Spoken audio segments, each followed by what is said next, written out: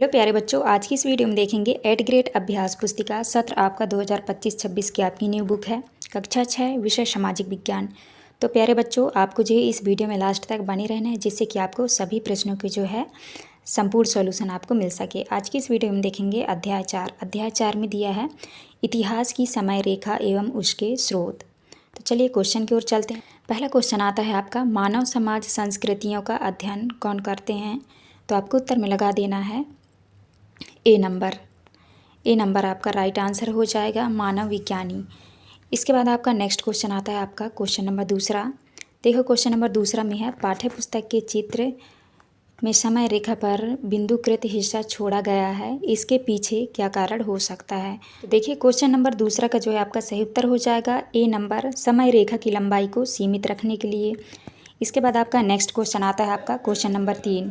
Question number 3 में है, उपग्राम बड़े गांव में परिवर्तित हो गए जो मुख्यतः भोजन, वस्त्र एवं उपकरण आदि वस्तुओं का आदान प्रदान करने लगे। इन उपग्राम को कहा जाता था? आपका उत्तर हो जाएगा बी नंबर वल्ली। इसके बाद चौथे में है, आदि मानव द्वारा गुफाओं में रंगों द्वारा की गई चित्रकारी को क्या कहा जाता है? तो आपका जो है चौथे का आपका राइट आंसर हो जाएगा, चौथे का आपका सही उत्तर हो जाएगा सी नंबर शैल चित्र। इसके बाद नेक्स्ट आता है आपका क्वेश्चन नंबर 5 में है, दुनिया के अधिकांश देशों में त्योहारों की तिथियां की गणना के लिए किस कैलेंडर का प्रयोग किया जाता था? आपको आंसर लगा दे रहे हैं बी नंबर ग्रेगोरियन कैलेंडर। इसके बाद नेक्स्ट आता है आपका क्वेश्चन नंबर 6। देखिए क्वेश्चन नंबर 6 में है, आप अपने परिवार का इतिहास जानने के लिए किन साधनों का प्रयोग नहीं कर सकते हैं? ये क्वेश्चन नंबर 6 का जो है आपका सही उत्तर हो जाएगा डी नंबर रेडियो। इसके बाद 7वें में, शताब्दी कितने समय के कालखंड को कहते हैं? तो आपका उत्तर हो जाएगा सी नंबर 100 वर्ष। इसके बाद जो आता है आपका नेक्स्ट क्वेश्चन नंबर 8वां। देखिए क्वेश्चन नंबर 8वें के जो उत्तर में आपका सही उत्तर हो जाएगा बी नंबर भीमबेटका। आप इस तरह कर लीजिएगा। इसके बाद नेक्स्ट आता है आपका क्वेश्चन नंबर 9वां में है, इतिहास जानने का कलात्मक स्रोत कौन सा नहीं है? तो आपका क्वेश्चन नंबर 9 में का उत्तर हो जाएगा सी नंबर पट्टिका।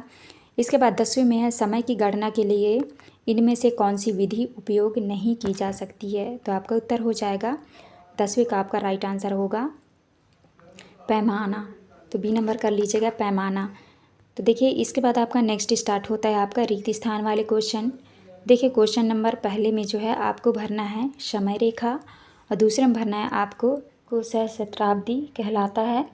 इसके बाद सी नंबर में भरना है आपको पुरातात्विक स्रोत। आप इस तरह भर लीजिएगा। इसके बाद जो आता है आपका नेक्स्ट आता है, देखिए डी नंबर में आपको भरना है पुरातात्विक विज्ञान। तो आप इस तरह से खाली स्थान भर लीजिएगा। इसके बाद देखिए ई नंबर में भरना है आपको पंचांग। इसके बाद भरना है आपको एफ नंबर में भरना है आपको हिमयुग, और इसमें भरना है आपको पुनः निर्माण, और इसमें भरना है आपको मोसोपोटामी, और यहाँ पे भरना है आपको भूतकाल, और यहाँ पे भरना है आपको जीवाश्म। इसके बाद यहाँ पे भरना है आपको, देखिए यहाँ पे भरना है आपको जीवाश्म। तो प्यारे बच्चों, आपको जो है इस तरह से आपको खाली स्थान देख के अच्छे से भर लेना है। इसके बाद आपका नेक्स्ट क्वेश्चन आता है आपका अति लघुत्तरी वाले क्वेश्चन। देखिए क्वेश्चन नंबर 1 में पूछा है, तिथियों की गणना के लिए उपयोग होने वाले शब्द समूह का पूरा नाम लिखिए। आपको उत्तर में लिखना है, तिथियों की गणना के लिए उपयोग होने वाले शब्द समूह का पूरा नाम समान, सामंत, पूर्व है। इसके बाद नेक्स्ट आता है आपका क्वेश्चन नंबर दूसरा। देखिए क्वेश्चन नंबर दूसरा में है, इतिहासकार किसे कहते हैं? आपको उत्तर में करना है, इतिहासकार उस व्यक्ति को कहते हैं जो अतीत की घटनाओं का अध्ययन करता है। वह पुराने दस्तावेजों, सिक्कों, किताबों, इमारत इत्यादि की मदद से जानकारी इकट्ठा कर लिखते हैं। आपको दूसरे को उत्तर में करना है। नेक्स्ट आता है आपका क्वेश्चन नंबर 3। देखिए क्वेश्चन नंबर 3 में है, पुरातत्व विज्ञानी क्या कार्य करते हैं? आपको उत्तर में करना है, पुरातत्व विज्ञानी का मुख्य कार्य मानव, पौधों एवं पशुओं द्वारा और पीछे छोड़े गए अवशेषों जैसे उपकरण, घड़े, मूर्तियाँ, खिलौने, हड्डियाँ, घरों एवं ईंटों के हिस्से एवं अन्य वस्तुओं का उत्खनन करके अतीत अध्ययन करता है। आपको इस तरह करना है 3 के उत्तर में। नेक्स्ट आता है आपका चौथा के उत्तर में करना है आपको, हिमयुग वह समय था जब पृथ्वी का बहुत बड़ा हिस्सा बर्फ से ढका हुआ था। उस समय बहुत ठंडी थी। हिमयुग लगभग 1 लाख वर्ष पूर्व से लेकर 12,000 वर्ष पूर्व तक रहा। अब चौथे के उत्तर में करिएगा। नेक्स्ट आता है आपका क्वेश्चन नंबर 5। तो देखिए 5 के उत्तर में करना है, इतिहास की शताब्दी गणना के लिए 1 से 100 तक 1 शताब्दी, 101 से 200 तक 2 शताब्दी, इसी तरह गिनती आगे बढ़ती जाती है। अब वर्तमान समय 2025 को आता है 2001 से 2100 के बीच, इसलिए वर्तमान में 21वीं शताब्दी चल रही है। आप 5वें के उत्तर में करिएगा। नेक्स्ट आता है आपका छठवां के उत्तर में करना है, मानव लगभग 3 लाख वर्ष पूर्व से पृथ्वी पर रह रहा है। इसके बाद 7वें के उत्तर में आपको करना है, सिंधु सरस्वती सभ्यता का समय काल आज से लगभग 2000 साल पूर्व से 2025 से यहाँ पे आपका 40-25 वर्ष पूर्व माना गया है। आप 7वें के उत्तर में करिएगा। इसके बाद नेक्स्ट आता है आपका 8वें नंबर के उत्तर में आपको करना है, अधिकांश प्राचीन सिक्कों में राजा रानी के चित्र इसलिए मिलते थे क्योंकि इससे लोगों को शासन की पहचान होती थी और उनके शासन की ताकत और प्रसिद्धि दिखती थी। आप 8वें के उत्तर में करिएगा। इसके बाद आता है आपका क्वेश्चन नंबर 9वां। देखिए 9वें के उत्तर में करना है, भारतीय लोक तिथि पत्र महीना एवं महीनों के निर्धारण के लिए सूर्य एवं चंद्रमा की स्थिति पर निर्भर रहते हैं, यही हमारे पंचांग का आधार है। इसके बाद नेक्स्ट आता है आपका क्वेश्चन नंबर 10वां। तो देखिए 10 के उत्तर में करना है, समय रेखा से हमें भिन्न भिन्न समय पर ऐतिहासिक घटनाओं के अनुक्रम को समझने की सहायता मिलती है। नेक्स्ट आता है आपका, देखिए इसके बाद स्टार्ट हो जाते हैं आपके लघुत्तरी वाले क्वेश्चन। तो आदि मानव किस प्रकार रहते थे? आपको उत्तर में करना है, आदि मानव जंगलों में, गुफाओं या पेड़ों के नीचे रहते थे। वह शिकार करते थे, कंदमूल खाते थे और छोटे छोटे समूह में रहते थे। भोजन एवं आश्रय की निरंतर खोज करते रहते थे। वह पत्थरों के औजारों का उपयोग करते थे। आग का प्रयोग खाना बनाने और गर्मी के लिए करते थे। तो आप इस तरह से आंसर करिएगा। इसके बाद नेक्स्ट आता है आपका दूसरा क्वेश्चन। दूसरे के उत्तर में करना है, 20वीं शताब्दी का सामान्य श्रावंत में आरंभिक वर्ष 1901 और अंतिम वर्ष 2000 था।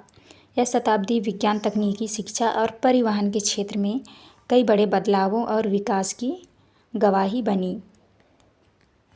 नेक्स्ट है आपका तीसरा के उत्तर में करना है, इतिहास जानने के लिए मौखिक स्रोतों में लोकगीत, लोक कथाएँ, कहावतें, किस्से, कहानी, बुजुर्गों की बातें और लोक नाटक शामिल हैं। यह स्रोत हमें पुराने समय की जानकारियाँ मौखिक रूप से देते हैं। तो आप इस तरह से आंसर करिएगा तीसरे की। इसके बाद नेक्स्ट आता है आपका चौथा। तो देखिए क्वेश्चन नंबर चौथा आपका इस तरह से है। तो आपको जो है क्वेश्चन नंबर चौथे के उत्तर में आपको इस तरह से आपको आंसर करना है। तो आप वीडियो रोक के जो है आप लिख लीजिएगा। नेक्स्ट आता है आपका क्वेश्चन नंबर 5वां। तो देखिए क्वेश्चन नंबर 5 के उत्तर में आपको इस तरह से लिखना है। तो आप यहाँ से देख के अच्छे से कर लीजिएगा। इसके बाद आता है आपका क्वेश्चन नंबर 6। तो देखिए ये रहा आपका क्वेश्चन नंबर 6 का उत्तर। तो आप इस तरह से क्वेश्चन नंबर 6 का उत्तर अच्छे से देख के वीडियो रोक के आप अच्छे से कर लीजिएगा। इसके बाद नेक्स्ट आता है आपका क्वेश्चन नंबर 7। तो देखिए क्वेश्चन नंबर 7 के उत्तर में आपको करना है, जीवाश्म वैज्ञानिक पुराने समय के जीवों, करोड़ों वर्ष पूर्व के पेड़ों, पशुओं एवं मानवों के अवशेषों का अध्ययन करते हैं। वह यह पता लगाते हैं कि प्राचीन जीवन कैसे दिखते थे, कैसे रहते थे और पृथ्वी पर जीवन कैसे विकसित हुआ।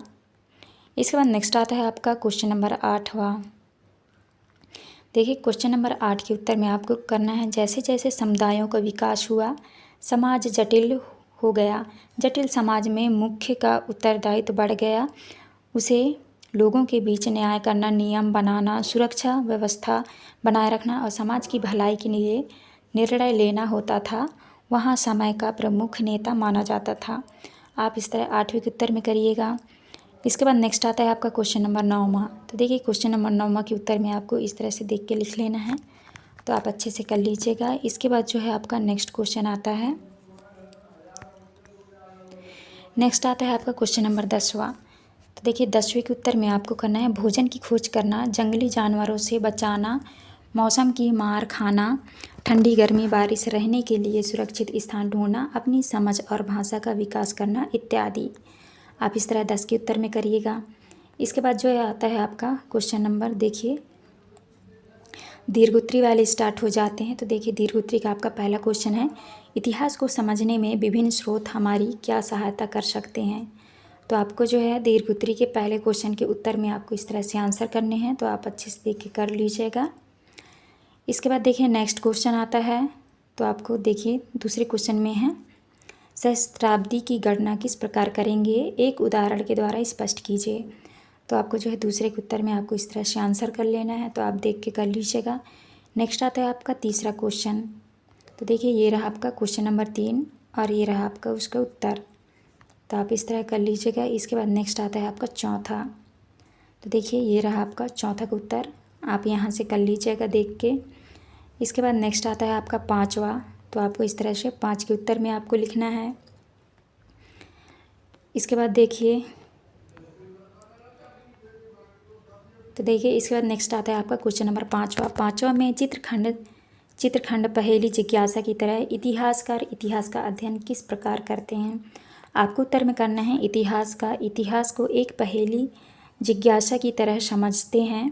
पहले वे विभिन्न स्रोत, सिक्के, मिट्टी के बर्तन, शिलालेख, पुरानी किताबें, चित्र और मौखिक कहानी एकत्र करते हैं। फिर प्रत्येक स्रोत की तारीख, अवस्थित और विश्वसनीयता जांचते हैं। इसके बाद स्रोतों के बीच तुलना करके देखते हैं कि कौन सी जानकारी मेल खाती है और कौन सी अलग दिखती है। तो आपको इस तरह से क्वेश्चन नंबर 5 के उत्तर में करना है। तो प्यारे बच्चों, यहाँ पे जो है हमारी वीडियो कंप्लीट होती है। आपको हमारी वीडियो अच्छी लगी तो प्लीज़ हमारे चैनल को लाइक एंड सब्सक्राइब करें, जिससे कि आने वाली हर एक वीडियो का नोटिफिकेशन जो है आपको मिल सके। तो चलिए मिलते हैं अब नेक्स्ट वीडियो में।